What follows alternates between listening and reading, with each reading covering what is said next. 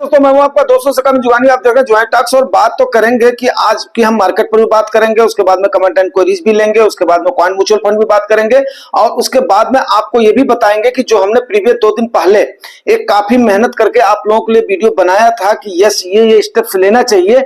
आज के टाइम पर सरकार और आरबीआई उन चीजों पर बिल्कुल एकदम से आमने सामने है और वो सारी चीजें आपको घटित होते दिख रही हैं जो हमने आपको बताया था कि यस ये कदम उठना चाहिए। और डेफिनेट है कि हमारी सरकार और आरबीआई उसको उठाएंगी और कहीं ना कहीं उनके जो काम करने के तरीके हैं या उनकी जो जिम्मेदारी का बोल सकते हैं ना कि एरिया है, उसमें वहां पर जाकर के कहीं ना कहीं टकराव संभव है। आज वो होता दिख रहा है, तो काफी इंटरेस्टिंग वीडियो होने वाला है। आप लोग इसको थोड़ा सा ध्यान से देखिए और धैर्य से देखिए। दूसरी चीज मैं एक बड़ी जिम्मेदारी से बोलना चाहूंगा यार, बड़ी मेहनत करके तब जाकर के ये सारी चीजें आप लोगों के लिए बनती हैं और इकट्ठी हो पाती हैं, ठीक है ना। कोई मेरे पास ये क्या नाम है ये इसका अपना शरबत नहीं कि उसको मैं घोल करके पिला दूंगा। जब तक आप लोग उन चीजों को फैक्ट्स को समझोगे नहीं तब तक आप अच्छे इन्वेस्टर नहीं बन पाओगे। और आप ये नोट कर लो कि आज जिसका 2-4 लाख 6 लाख 10 लाख रुपया इन्वेस्टेड है ना, वो सोच रहा है मैं इससे निकल जाऊंगा, फलान कर जाऊंगा, ढमकान कर जाऊंगा। लेकिन ये बिल्कुल मैं इनिशियली सलाह देना चाहूंगा, जब आपका कार्पस इकट्ठा हो जाएगा तब आप उसके बाद में टैक्सेशन की तरफ मुंह देखेंगे। इसलिए सोच समझ करके अपने फंडों का चुनाव करिए। सो भाई मैंने क्वांट एएमसी को भी इसीलिए लिया हुआ है कि ताकि आप लोग किसी एक पर्टिकुलर में जाने के बजाय, क्योंकि हमेशा जुगानी टॉक्स अपनी एक विश्वसनीयता और उसके बाद में अपने बैलू पर खरा उतरने के लिए जाना जाता है। ये कभी भी व्यूज के लिए या कभी भी सब्सक्राइबर्स के लिए समझौता नहीं करता है उन चीजों को। ये आप नोट कर लीजिए। इतने दिनों से जो मेरे साथ जुड़े हुए हैं वो जानते हैं, अच्छे से जानते हैं, ठीक है ना। चलिए अब आगे हम बात कर लेते हैं, क्योंकि काफी सारे स्टेप्स हैं तो स्टेप बाय स्टेप हम उसके बाद में आगे बढ़ते हैं। तो सबसे पहली चीज मैं अगर आज की मार्केट का हाल देखूं तो देखो ये सारे आप जान रहे हो, अच्छे से आपने देख लिया होगा कि मार्केट में क्या क्या फेरबदल हुई है, ठीक है। वहीं पर ही अगर मैं आज बात करूं आपके खरीद फरोख्त की, तो कल की डेट का एक बार आपको एग्जांपल देना चाहूंगा। 238 करोड़ की एफआईआई ने सेलिंग करी थी, तो आज वहीं पर 250 करोड़ की आपके डीआईआई ने क्या नाम है ये करा था, अपना बाई करा था। सॉरी, आज की डेट में जो है डीआईआई ने 250 करोड़ की सेलिंग करी है। वहीं पर ही कल की डेट में अगर 3588 करोड़ की, जिसको हम नवासी मान सकते हैं, ये आपके डीआईआई ने खरीदारी किया था, तो वहीं पर ही आपके आज एफआईआई ने सेम पोजीशन अपनाते हुए 3664 करोड़ की खरीदारी करी है। तो आप देख लीजिए कि उसके बाद में दोनों ने एक दूसरे को बराबर करने की कोशिश कर रहे हैं। ये हमेशा इसी में ही रह रहा है। अगर डीआईआई चाहे तो ज्यादा भी खरीद सकती है, ये बात आप जो समझ सकते हो ना। लेकिन क्या है कि वो भी अपने पैतरे के अनुसार ही चल रहे हैं, तो इसी पैतरे के अनुसार आपका इन्वेस्टमेंट भी होना चाहिए आज का। बस इतना ही सबब है कि इस चीज का जो हमारी मार्केट का मूव है और एफआईआई डीआईआई का जो एक्शन रहा है, ये आपको बताना बहुत जरूरी होता है। क्योंकि आप लोग कहीं ना कहीं जल्दीबाजी कर देते हो। मार्केट में जल्दीबाजी नहीं करना है। मैं कई बार एग्जांपल दे चुका हूं, चतुर चोर एंड सुस्त व्यापारी। तो यहां पर अगर आप व्यापार में पैसा लगा रहे हो तो आपको थोड़ा सा सुस्ती अपनाना पड़ेगा, ज्यादा जल्दीबाजी से कोई काम नहीं हो सकता है।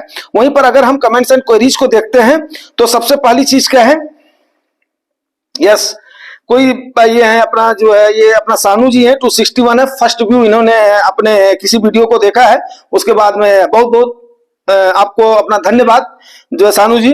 और उसके बाद में गौरव रंधवा सर बोल रहे हैं जुगानी जी इक्विटी के अलावा डेप्थ फंड के बारे में भी जानकारी दीजिए। सर डेप्थ फंड के बारे में जानकारी देने में कोई बुराई नहीं, लेकिन डेप्थ फंड आप जानते हो गवर्नमेंट इंस्ट्रूमेंट में, बॉन्ड में और उसके बाद में फिक्स्ड इंस्ट्रूमेंट में लगते हैं और उनका रिटर्न वहां पर ही होता है। तो एक एज के बाद में जरूर इस पर जो है चर्चा करी जाएगी। अभी हम लोग थोड़ा सा अभी इस एज में है जो कि थोड़ा अच्छे से होकर ना जरूर सर इसको कर दूंगा, जो है अपना बना दूंगा और बढ़िया जो है डेप्ट के बारे में। और मैं डेप्ट का मेरे ख्याल से सबसे अच्छा एक्सपीरियंस हमारे अपना गुरु जी को चंडीगढ़ वाले, उनसे मैं अपना डिस्कस करके आपको अच्छे से कर दूंगा। विकास क्या है कि उन्होंने काफी सारे डेप्स वगैरह में और अपने इसको वो किया हुआ है, ठीक है सर। उसके लिए आप और है निश्चिंत रहे, केवल बाद में एक बार मेरे को आप रिमाइंड कर देना, ठीक है ना। अभी थोड़ा सा क्या है कि मार्केट की उठापटक में काफी सारी चीजें हो जाती हैं कि आप लोगों के लिए ये सारी चीजें एनालिसिस करनी पड़ती हैं, जो न्यूज़पेपर वगैरह खंगालने पड़ते हैं, डाटाज खंगालने पड़ते हैं, तब जाकर के सारी चीजें आ पाती हैं। अच्छा, उसके बाद में गौरव रंधवा सर क्या बोल रहे हैं, हम भी तो आम आदमी है बाबा जी। अरे गुरु जी आप आम आदमी मैं आपको नहीं मान सकता, लेकिन मतलब आप आम आदमी कैसे, अगर आप हमारे साथ अगर जुड़े हैं जो कि बिना किसी जो थंबनेल के, बिना किसी उसके लाग लपेट के ये वो के, तो कम से कम आप एक क्वालिटी कंटेंट को समझने वाले हैं और काफी आप मतलब जो है अगर आप जुड़े हैं तो यस डेफिनेटली है यू विल डू समथिंग, मतलब जो कि आप ऐसा करेंगे जो कि लोगों से हट करके होगा, ये मैं आपको विश्वास दिलाता हूं। अंकल जी रात को वीडियो क्यों नहीं देते हैं दादाजी? यस आपकी ही उस पे मैंने फिर आज उसके बाद में दे दिया, क्योंकि परसों हमने इतनी मेहनत से और इतनी सारी चीजों को हमने अपडेट करा था कि काफी सारी मेरी एनर्जी उसमें एग्जॉस्ट हुई थी, क्योंकि काफी सारी मेहनत करनी पड़ी थी उसके बाद में उन सीनरियोज को लाने में, उन फैक्ट्स एंड फिगर को आपके सामने लाने में, फिर उसके बाद में क्या क्या स्टेप्स अगले ले सकते हैं। तो एक्चुअली जो है क्या नाम है, मैं कर गया था, मैं ये अपना झंझना गया था उतनी सारी चीजों को इकट्ठा करके उसके बाद में परोसने में। हाँ कुछ लोगों को समझ में वो बातें, जो लोग अपना ध्यान से सुनेंगे उनको समझ में आएगी, आने वाले समय पर उनको ये स्टेप्स देख लो आपको दिखाई दे रही हैं, ठीक है ना। और उसके बाद में गौरव सर बता रहे हैं, बोल रहे हैं कि जुआनी बाबा ये बताओ कि Nifty 50 small cap 50 and small cap 250 में क्या बेस्ट है? सर स्मॉल कैप 250 सबसे द बेस्ट है, क्योंकि इसमें आपको कम से कम एक्सपोजर ज्यादा मिल जाएगा। आप जो है 250 की तरफ जाइए, सीधी सी बात है, ठीक है ना। और उसके बाद में अभी गुप्ता सर बोल रहे हैं, जो मैंने पूछा था कि झापस को आपके यहाँ क्या बोलते हैं, तो हमारे यहाँ पर झाड़ी बोलते हैं। इस पर जरूर मैं अभी तुरंत ही आगे बढ़ने से पहले बोलना चाहूंगा कि ये रैली जो दिख रही है इसमें फोमो के शिकार नहीं होना, ये जो बरसात से इसको लेना, ये कम से कम एक बार मार्केट आपका जरूर आपको थोड़ा सा डिप तो दिखाएगी, किस लेवल तक दिखाएगी वो नहीं हम कह सकते हैं, लेकिन उसके बाद में फिर जाकर के रिवर्सल करेगी। तो कई सारे सिनेरियोज हैं उस पर हम चर्चा करेंगे।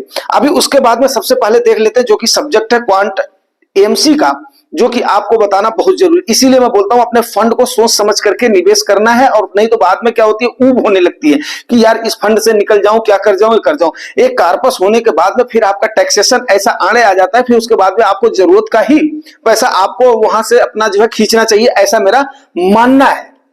और उसके बाद में जितने हमने उन लोगों से देखा है जो कि इन्वेस्टमेंट करके उसके बाद में कार्पस को इकट्ठा करके उसके बाद में वो करते हैं, तो उसके बाद में उनकी जरूरतें ही वहां से फुलफिल होती रहती है, फिर वो सोचते हैं हम अपनी पोजीशन को क्यों छोड़े। बात को आप उसको बाद में समझिए, ठीक है ना। तो उससे पहले हम ये देख लेते हैं। सो भाई मैं आपको क्वांट एएमसी का आप देख रहे हैं कि काफी दिनों से इसमें एक तो इनके ऊपर आरोप लग रहे हैं, जो इनके बॉस थे संदीप टंडन जी, वो वहां पर वन मैन की मोनोपोली चल रही थी, हालांकि टीम वर्क होता है लेकिन चल रही थी, उनके ऊपर कई सारे आरोप लग रहे थे कि ये जो है उद्योगपतियों से इनकी साठगांठ हो जाती है, उसके बाद में वहां पर ये पैसा वगैरह लगाते हैं।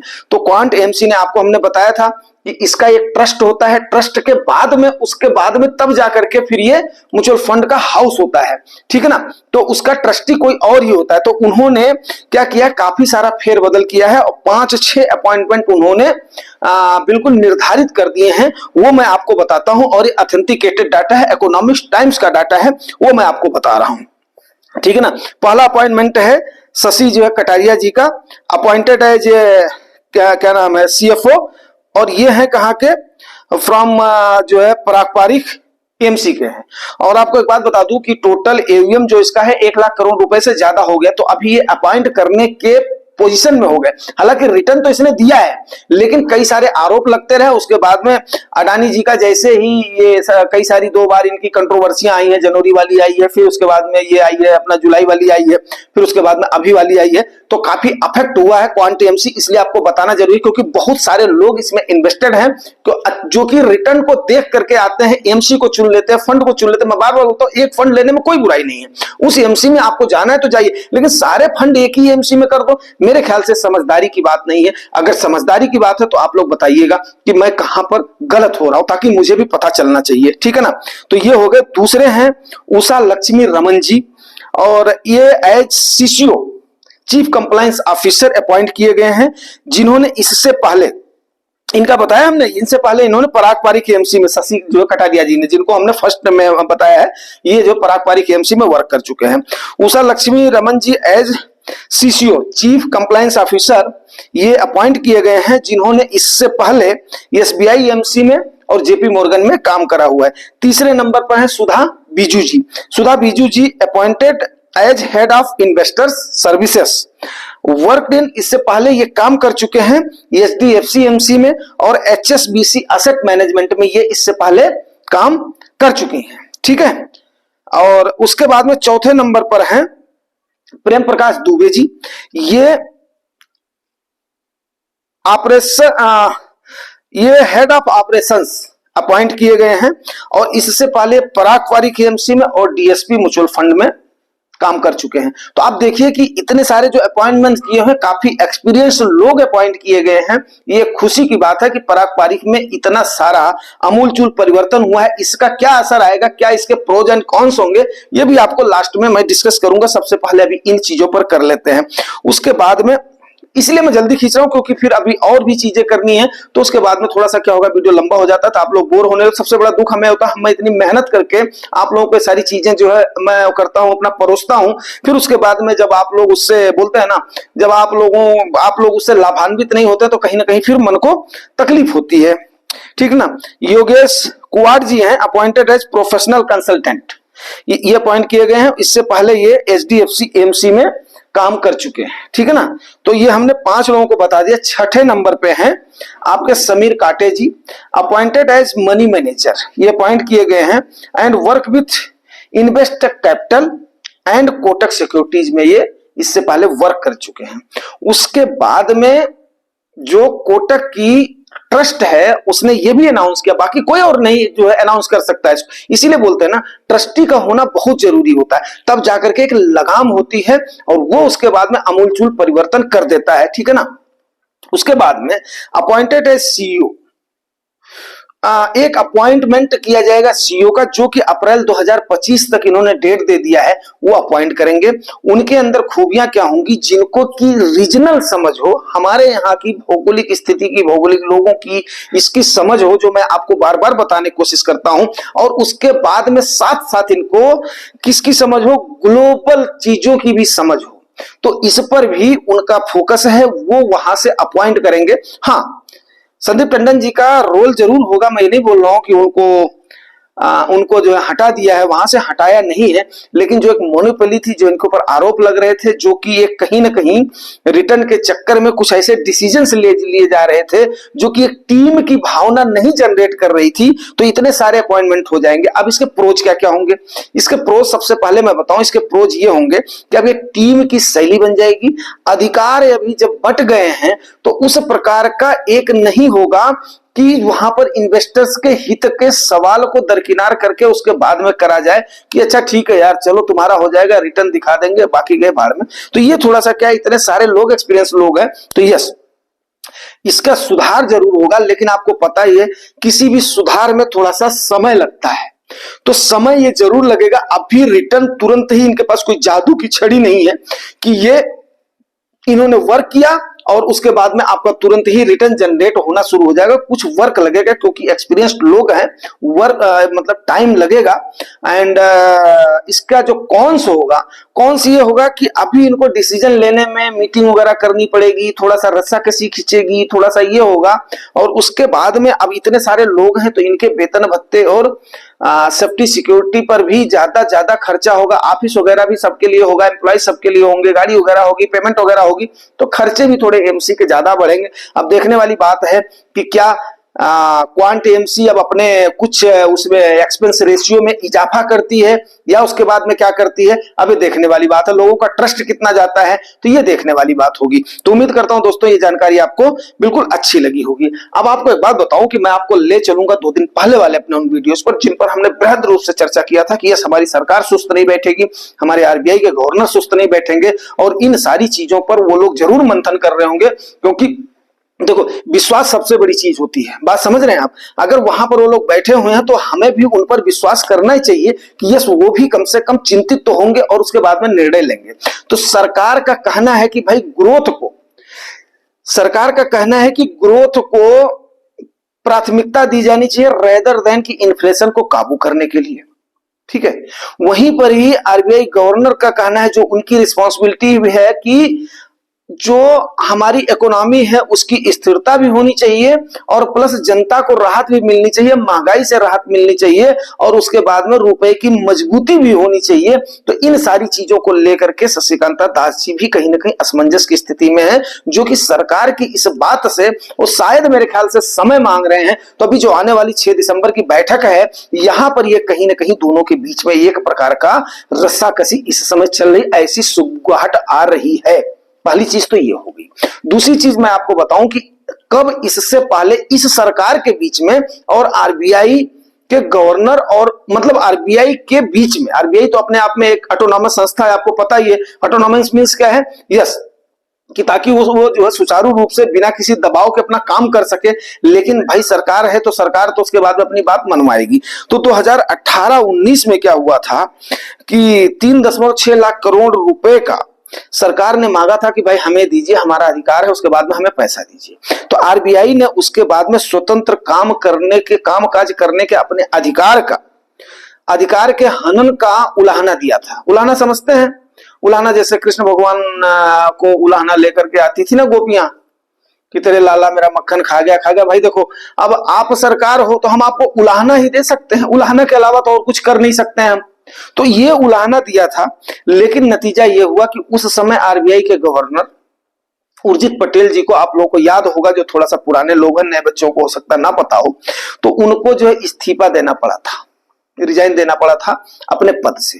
तो अब उसके बाद में मौजूदा गवर्नर शशिकांता दास जी उसके बाद में अपॉइंट हुए हैं। काफी दिन उनको हो गए हैं सरकार के साथ कामकाज करते हुए। लेकिन अब दोनों को देखो भाई, सरकार का भी है कि भैया हमें तो चाहिए क्या नाम है, हमें तो चाहिए, अपना ग्रोथ भी चाहिए, जवाब तो उनको भी देना है, क्योंकि उनके ऊपर ये उठ रहा है कि सरकार जो कामकाज नहीं कर रही है। वहीं पर ही आरबीआई को ये है कि हमें भाई देखो, एक थर्ड जो स्तंभ है किसी भी देश का, जैसे हमारा कॉन्स्टिट्यूशन क्या बोलता है, 3 चीजों पर ही तो जाकर के इंस्टेबिलिटी आ सकती है। कोई भी हमारे यहाँ पर जो भी इमरजेंसी आ सकती है केवल 3 चीजों पर आ सकती है। पहला क्या, एक्सटर्नल अग्रेशन हो गया अगर तो, ठीक है ना। दूसरा क्या हुआ, अगर इंटरनल कोई मतलब जो आ गई, पॉलिटिकल इंस्टेबिलिटी आ गई। एंड तीसरा क्या है, आपकी फाइनेंशियल जो है इंस्टेबिलिटी आ गई। तो इन 3 चीजों पर ही आंतरिक, जैसे अपना अब ये अपना कला हो गया, गवर्नेंस नहीं बन पाया, तो दूसरा रीजन हो गया। और तीसरा रीजन किसका हो जाता है, अगर हमारी अर्थव्यवस्था डगमगाई उसके बाद में। तो आरबीआई भी अपनी जगह पर है, सरकार भी अपनी जगह पर है। तो अभी क्या है, वो लोग इतने बड़े थिंक टैंक हैं, तो हमें उनके ऊपर भरोसा करके उसके बाद में चलना चाहिए। तो ये सारी चीजें हमने आपको बताने की इसीलिए कोशिश किया है कि ताकि आप इन बातों को समझें।